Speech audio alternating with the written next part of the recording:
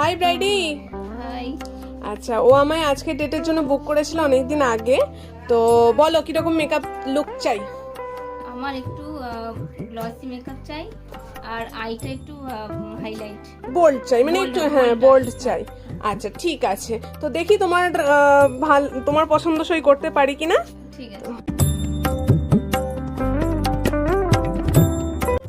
60% makeup complete হয়ে যাওয়ার পরে এখানে কারেন্ট চলে গিয়েছিল, আর এখানে কোনো জেনারেটরের ব্যবস্থা ছিল না। বাকি কাজটা আমাকে ইমার্জেন্সি আর ফোন টর্চের আলোয়ই কমপ্লিট করতে হয়েছিল।